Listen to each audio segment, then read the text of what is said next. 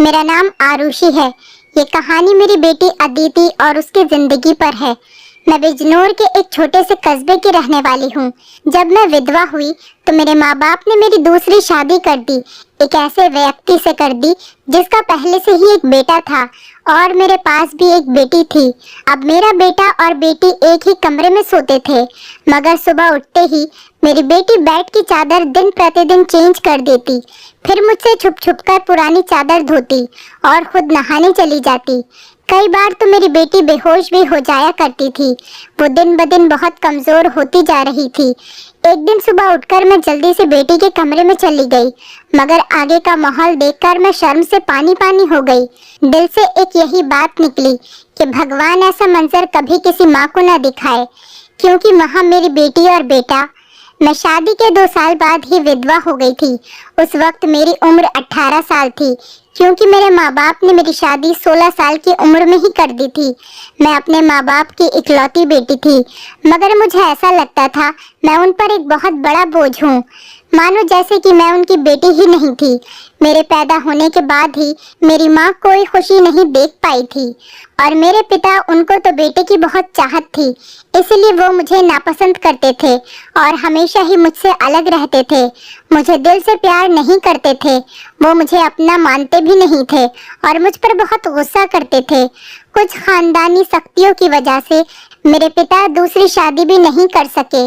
बस इसी कारण वो मुझसे बहुत नफरत करते थे। हर वक्त मुझसे सख्ती से ही बात करते थे और इसी वजह से उन्होंने मेरी शादी भी जल्दी ही करवा दी थी। मेरा पति सरकारी स्कूल में एक शिक्षक था। हमारी एक 3 साल की बेटी भी थी, मगर एक दिन विद्यालय से आते हुए रास्ते में उनका एक्सीडेंट हो गया और मौके पर ही उनकी मृत्यु हो गई। वो भी मेरा साथ छोड़ गए। वो दिन मेरे लिए किसी कयामत से कम नहीं था।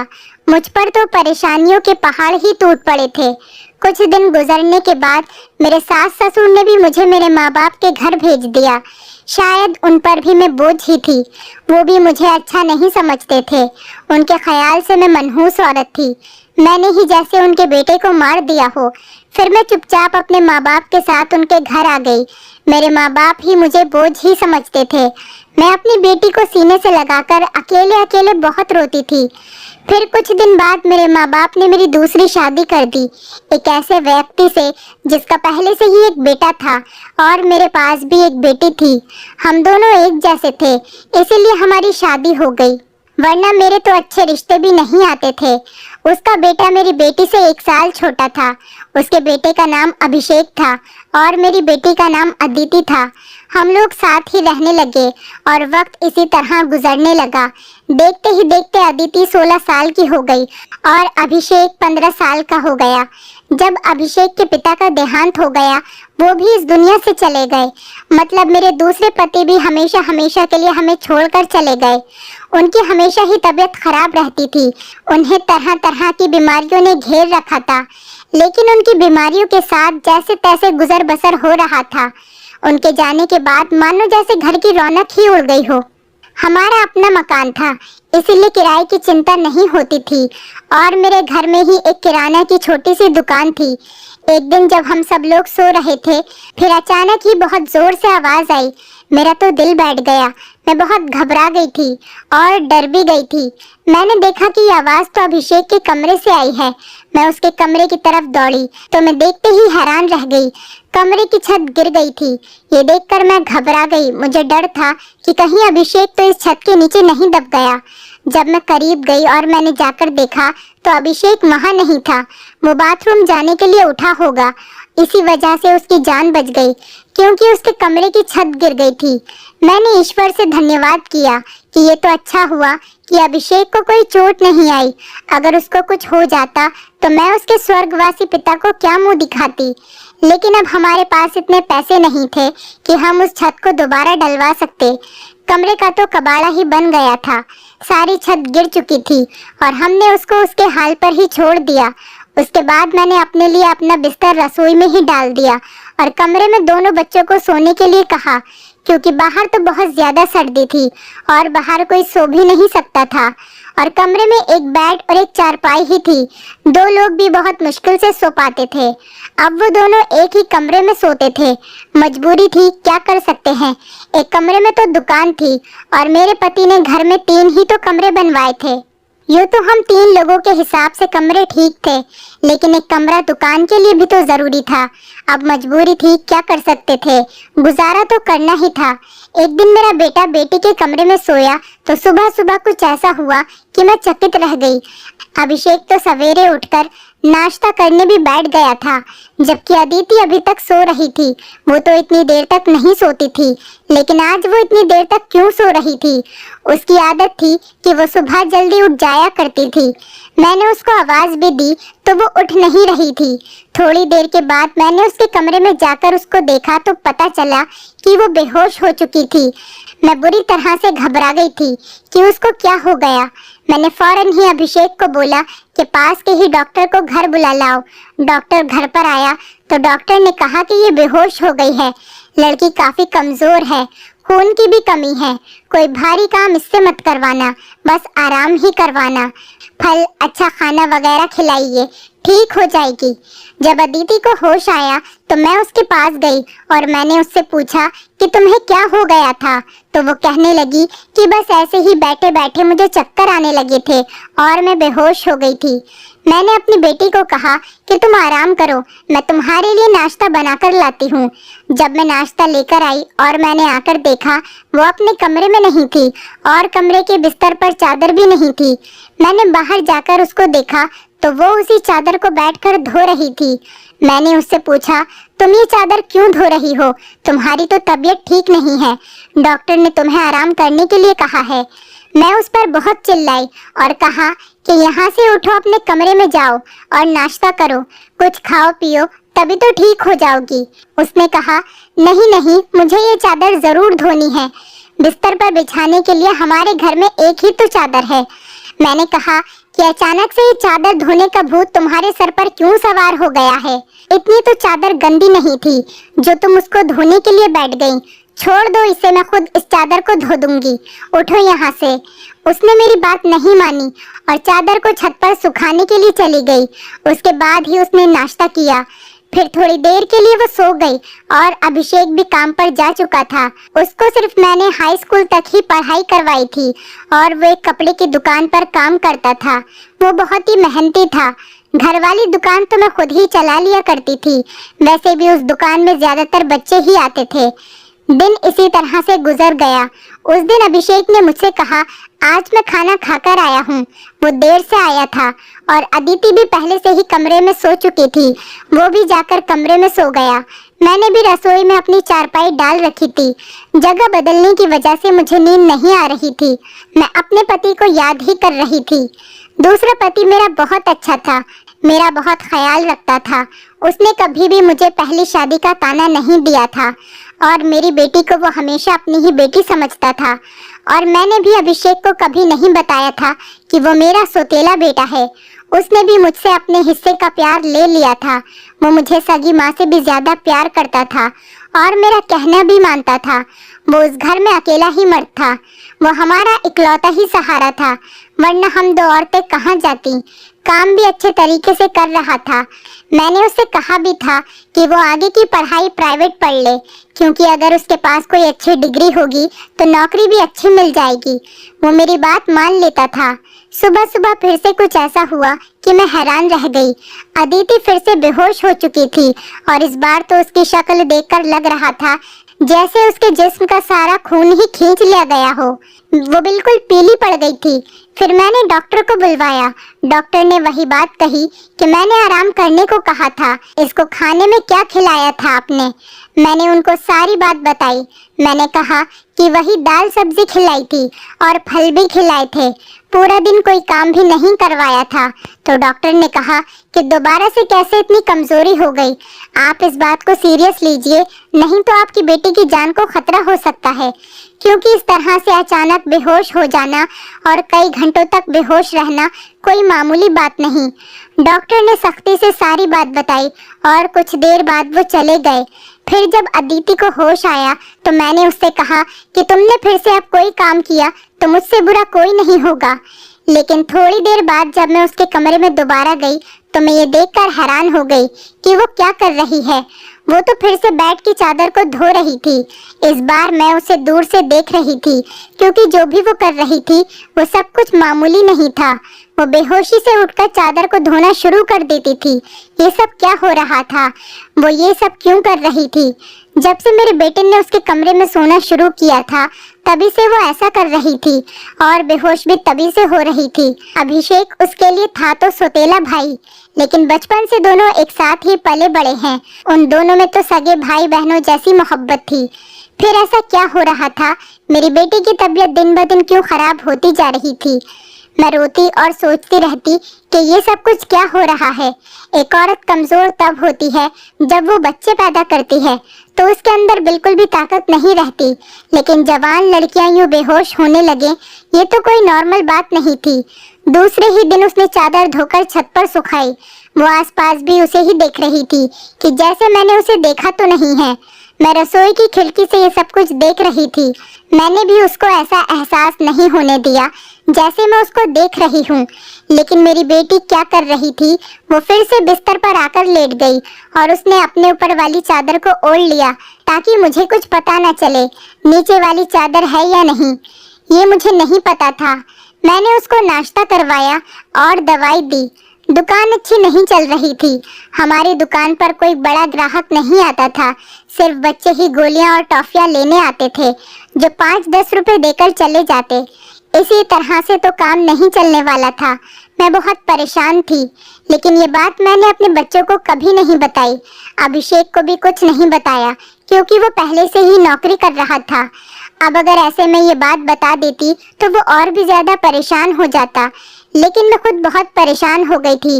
ऊपर से डॉक्टर ने कहा था बेटी को अच्छी चीजें खिलाओ, लेकिन घर में तो दाल रोटी के भी पूरे पैसे नहीं हो रहे थे।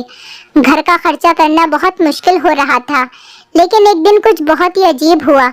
मैंने अपने बेटे अभिषेक और अदिति को कुछ ऐसी बातें करते हुए सुना जिनकी मुझे बिल्कुल भी समझ नहीं आई। मेरे बेटे ने कहा, ये तुमने तो अभी से ही अपनी तबीयत खराब कर ली है। इस तरह तो नहीं चलेगा।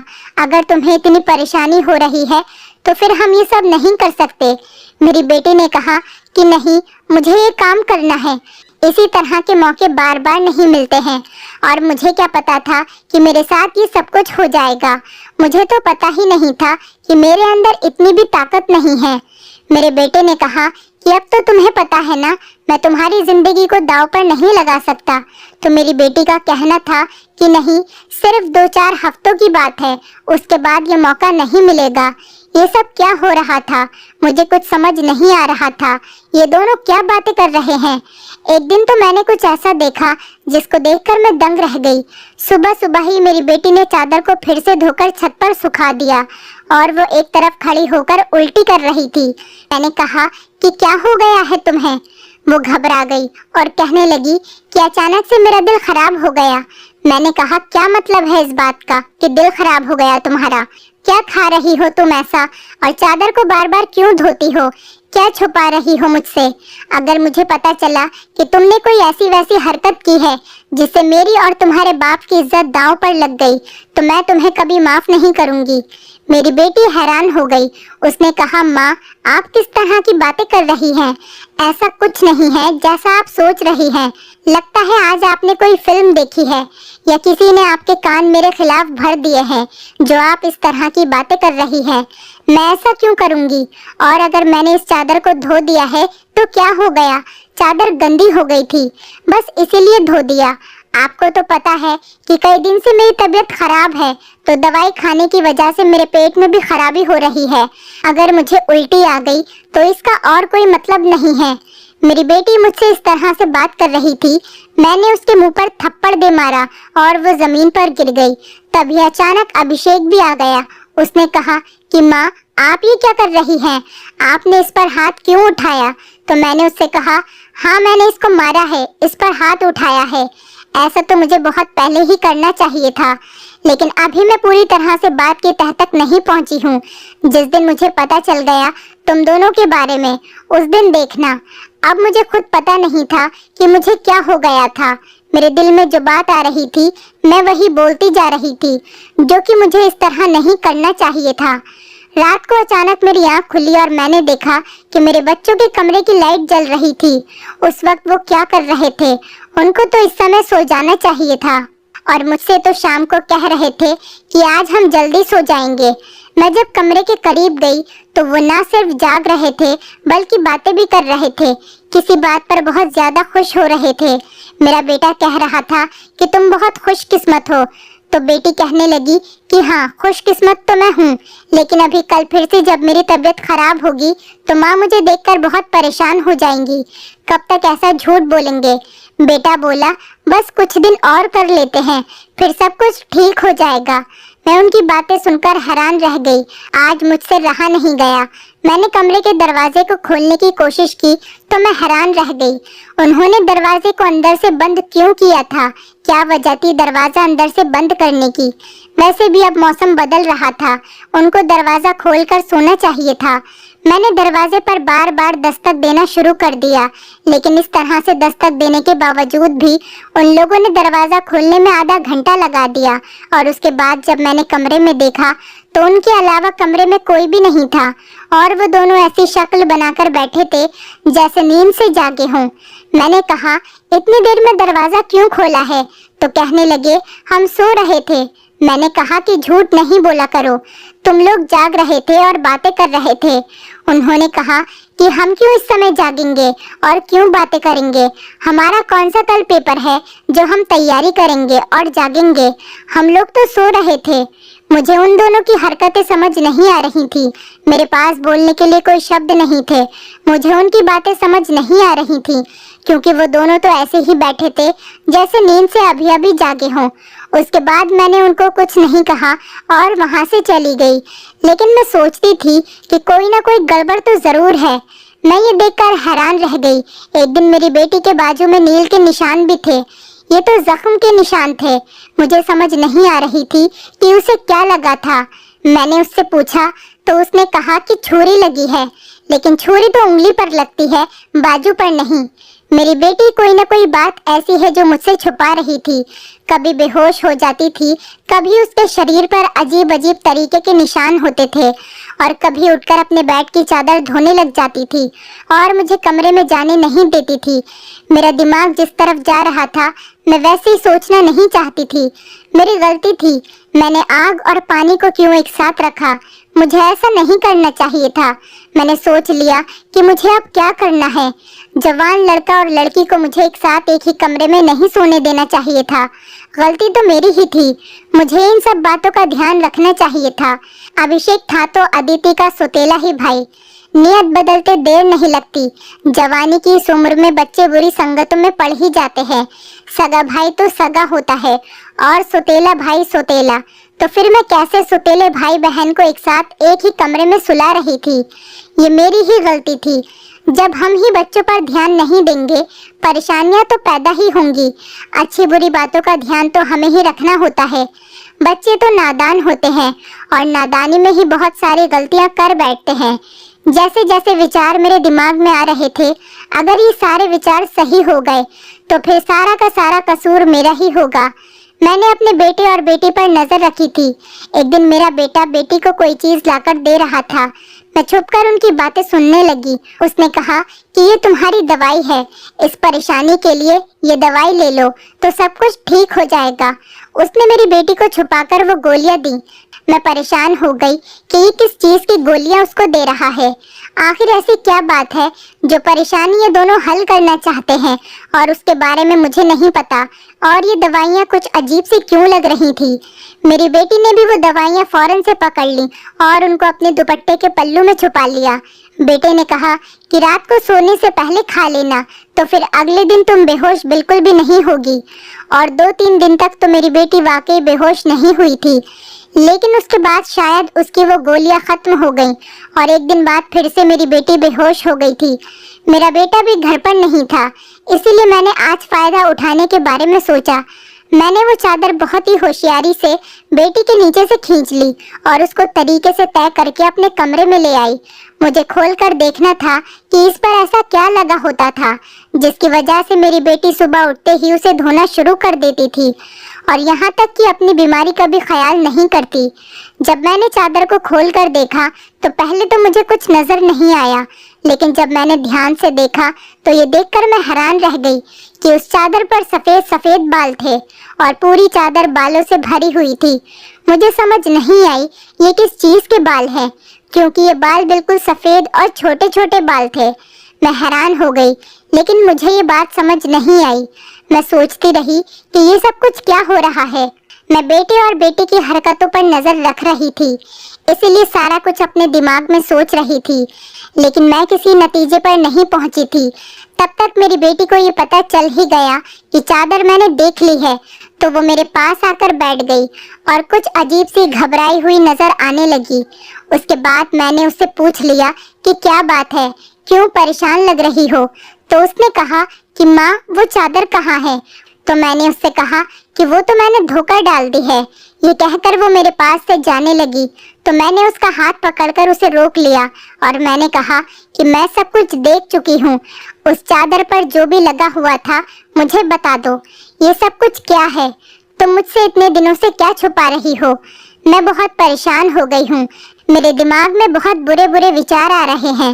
वो मेरे पास बैठ गई और फिर मेरी बेटी ने मुझे ऐसी बात बताई कि मेरे कदमों तले से जमीन निकल गई। मेरी बेटी ने मुझे बताया कि माँ, जैसा आप समझ रही हैं वैसा बिल्कुल भी नहीं है। दरअसल हमने देख लिया था कि इस घर के हालात अच्छे नहीं चल रहे। घर की दुकान भी नहीं चल रही थी और भैया भी कुछ खास पैसे नहीं कमा रहे थे, लेकिन हमें ऐसा कोई काम नहीं मिल रहा था जो हम लोग कर पाते। फिर भैया के एक दोस्त ने उसको एक काम दिया। दरअसल उसने कुछ बहुत ही नस्ली किस्म के बिल्ली के बच्चे रखे हुए थे, जो कि 3 से 4 की तादाद में थे, लेकिन उनको संभालना उसके बस से बाहर था। इसीलिए उसने हमें उन बच्चों को संभालने का काम दिया और उस काम के बहुत सारे पैसे दिए। दरअसल भैया भी पूरा दिन वहीं होते थे, लेकिन रात में भाई को आराम भी करना होता था, इसलिए उन बिल्ली के बच्चों को कमरे में ले आते थे और मैं उनको संभाल लेती थी। उन्हीं के बाल सुबह चादर पर लगे हुए थे, जिसको मैं सुबह को धो देती थी, क्योंकि हमें पता था कि आपको इस तरह की चीजें अच्छी नहीं लगती और हम आपको ये सब कुछ बताना भी नहीं चाहते थे। हम ये सब काम कर रहे हैं और मुझे बाद में पता चला कि मुझे बिल्ली के बच्चों से एलर्जी हो जाती है, जिसकी वजह से मैं सुबह को बेहोश हो जाती थी। भैया ने मुझे जो दवाइयाँ लाकर दी थी वो भी इसी चीज की थी, ताकि मेरी एलर्जी कम हो जाए। माँ, भैया का वो दोस्त बहुत अमीर है और वो इस काम के हमें बहुत ज्यादा पैसे भी दे रहा था। वो हमें एक दिन के 1000 रुपए दे रहा था और आज उन बच्चों का हमारे घर में आखिरी दिन था, क्योंकि अब वो उन्हें लेकर दूसरे शहर चला गया है और हमने इतने पैसे कमा लिए हैं कि हम उस कमरे की छत भी डलवा सकते हैं और घर का कुछ राशन भी ला सकते हैं। हमें पता है कि आपको पालतू जानवर पसंद नहीं है, इसीलिए हमने आपको ये बात नहीं बताई थी, लेकिन आपने तो ना जाने हमारे बारे में क्या क्या सोच लिया, हम पर इतना शक किया। आपने हमारे बारे में जो बातें की वो हमारे दिल में तीर की तरह जाकर लगती थी। मैं जानती हूँ कि वो मेरा सौतेला भाई है, लेकिन वो मेरे सगे भाइयों से भी बढ़कर है। उसने हर बार सिर्फ हमारे बारे में ही सोचा है, जबकि देखा जाए तो हम उसके क्या लगते हैं। उसका पिता तो इस दुनिया से जा चुका है और उसके अपने रिश्तेदार भी तो हैं, जो कि हमसे बहुत ज्यादा अमीर हैं। वो उनके साथ जाकर भी तो रह सकता है, लेकिन वो फिर भी हमारे साथ रहता है, क्योंकि वो हमें कभी अकेला नहीं छोड़ना चाहता। उसने हमेशा मुझे अपनी सगी बहन ही माना है। उसने कभी मुझसे कोई गलत बात नहीं की और वो हमारा साथ भी देता है, हमारे लिए बहुत कुछ करता है। पूरा दिन वो काम करता था, रात को मैं उसकी मदद करती थी। वो कहता था कि वो रात में भी ये सब कुछ कर लेगा, दिन भर तो वो बेचारा मेहनत करता था। इसीलिए मैंने उससे कहा कि रात को तुम आराम किया करो, बच्चों को मैं देख लूंगी। इसीलिए मैं उसकी मदद कर रही थी। मुझे ये सुनकर बहुत ही ज्यादा अफसोस हुआ और मुझे खुद पर बहुत गुस्सा भी आ रहा था। मैंने अपने बच्चों के बारे में क्या क्या सोचा। मैं अपने बच्चों के बारे में जितना गलत सोच रही थी, मेरे बच्चे उससे भी कई गुना ज्यादा अच्छे हैं। इतनी गलत बातें मैंने उनके बारे में सोची जितनी मुझे सोचनी भी नहीं चाहिए थी। हमने ये बात अभिषेक को नहीं बताई, अदिति ने भी उसको कुछ नहीं बताया कि मुझे सारी बात का पता चल गया, क्योंकि अब ये काम वैसे भी खत्म हो गया था और मैं उसकी नजरों में और ज्यादा गिरना नहीं चाहती थी। कुछ दिन बाद अभिषेक ने उस कमरे की छत डलवा दी और अब हमारे घर का कमरा भी ठीक हो गया था। धीरे धीरे हमने बहुत मेहनत की। मेरी बेटी ने भी घर में बच्चों को ट्यूशन पढ़ाना शुरू कर दिया था। हमारे हालात पहले से बेहतर होने लगे। धीरे धीरे इतने बेहतर हो गए कि हमारे घर में कोई तंगी नहीं रही। मेरे साथ जिंदगी ने बहुत बुरा किया था, लेकिन अच्छा ये किया कि मुझे बहुत ज्यादा नेक और अच्छे बच्चे दिए, चाहे वो मेरे अपने थे या पराए। ईश्वर की कृपा से मेरे दोनों बच्चे बहुत ही मेहनती हैं और इस बात को समझते हैं कि अभी उनकी मेहनत के दिन है। हाथ पर हाथ रखकर नहीं बैठ सकते, क्योंकि उनके सर पर पिता का साया नहीं था और मैं भी कुछ खास कर नहीं सकती थी। इस बात का उनको एहसास था और ये एक बहुत बड़ी बात है। ईश्वर की कृपा है कि अब सब कुछ ठीक हो गया। ऊपर वाले का लाख लाख शुक्र हुआ। जैसा मैं सोच रही थी वैसा कुछ नहीं हुआ, लेकिन ऐसा हो भी सकता था। अगर ऐसा होता तो मैं कहाँ जाती। बस आखिर में इतना कहना चाहूंगी, जो ऊपर वाला चाहता है होता वही है। मेरे बच्चे बहुत समझदार हैं और उनके दिल में कोई ऐसी बात नहीं है, लेकिन फिर भी मैं ऐसी माँ को नसीहत करूंगी, बच्चों के साथ के इस मामले में थोड़ी एहतियात जरूर करें और वो गलती ना करें जो मैंने अपने बच्चों के साथ की है। मुझे दोनों को एक कमरे में नहीं रखना चाहिए था, क्योंकि जो ना हुआ और वो हो भी सकता था, और अगर वो हो जाता तो सब कुछ खत्म हो जाता। मेरे बच्चे तो समझदार थे, शायद मेरे साथ इसीलिए ऐसा नहीं हुआ। अपने बच्चों का ध्यान रखें, उनकी जिंदगी पर भी ध्यान रखें और वो कब क्या कर रहे हैं इस बारे में पूरी जानकारी रखें, और बच्चों पर प्यार करने के साथ साथ थोड़ी सख्ती भी रखें, और वो क्या गलती कर रहे हैं क्या नहीं, इन सब बातों के बारे में उनसे जानकारी लेते रहें और इस बात का ध्यान रखें। जब बच्चे जवान हो जाएं तो उनका बिस्तर अलग कर देना चाहिए। आपसे भी यही सब कहूँगी कि अपने बच्चों का ध्यान रखें। दोस्तों, उम्मीद करती हूँ आपको हमारी कहानी पसंद आई होगी। कहानी पसंद आई है तो वीडियो को लाइक करें, चैनल पर नए हैं तो चैनल को सब्सक्राइब करें।